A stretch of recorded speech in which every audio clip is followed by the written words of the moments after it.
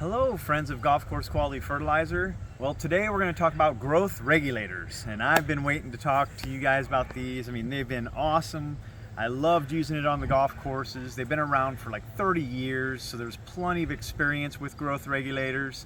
Most people don't even know what a growth regulator is. When I tell them, hey, I'm going to put some growth regulators down, they're like, what does that mean? I'm like, well, it's going to slow down the grass growth, and so I don't have to mow as often or as frequently. And they're like, can I have some? I'm like, well, hold on a second. It sounds great, but it's a little bit more complicated. Obviously, it was utilized on golf courses and other athletic fields, things like that, to manage the growth of the turf, but we're there 24/7 watching that turf. So it's not just something you can throw down and just, oh great, now I don't mow as often, right? So the things that you have to think about when you're using growth regulators is your lawn has to be in great shape when you use it, right? Otherwise, if there's any kind of drought stress damage or diseases, it's gonna stay looking like that for quite a long time. Our stuff lasts for 4 to 5 weeks, so that's how ugly your lawn would look for 4 to 5 weeks. So you wanna make sure it's in great shape. That's why early in the spring, when everything's finally popped, you've mowed about 3 or 4 times and it's really growing good, now it's time I can put down a growth regulator, right? And so you have to time it out too. You have to do it like every 4 weeks through the season, and then if it gets too hot and droughty, you got to stop using it and let Mother Nature take over for a while, and then start it back up in the fall. So there's things to think about when you're using a growth regulator. And they are fun, and it will make your life a lot easier. As far as like, I can't mow every 3 days, there's no way with the job. Well, this can definitely assist that situation, so you don't feel like you're doing that all the time, mowing in between stuff and just trying to hurry up and get it done. So it is great.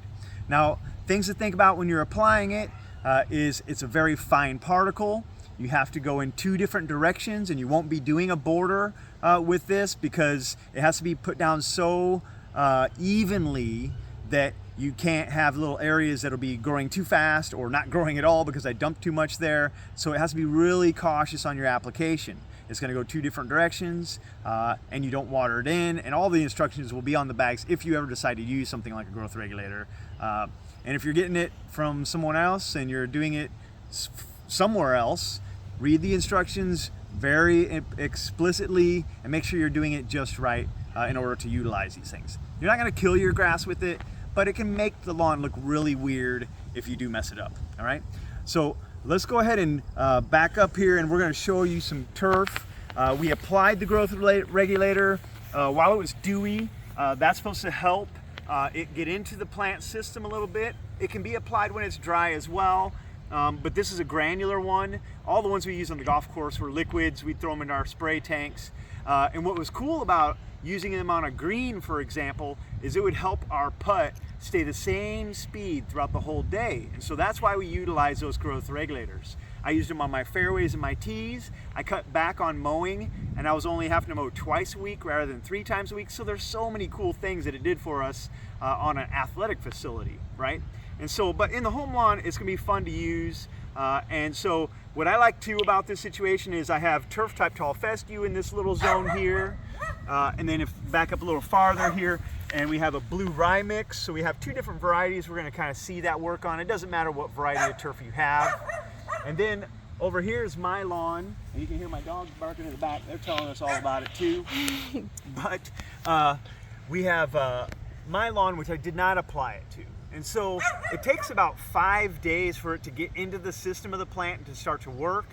We mow on Wednesdays and Sundays, and so we applied it today, which is Monday. We're gonna mow on Wednesday. You have to wait 48 hours to mow it.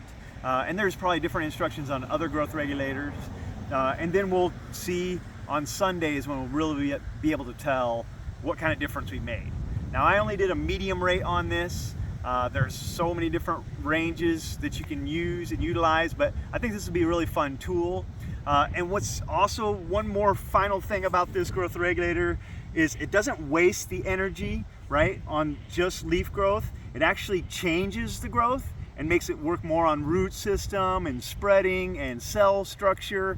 And so it actually makes it a little bit tougher of a plant if it's already a healthy plant. So some really cool things that growth regulators do, and I can't wait till you get to use them. Thanks for listening.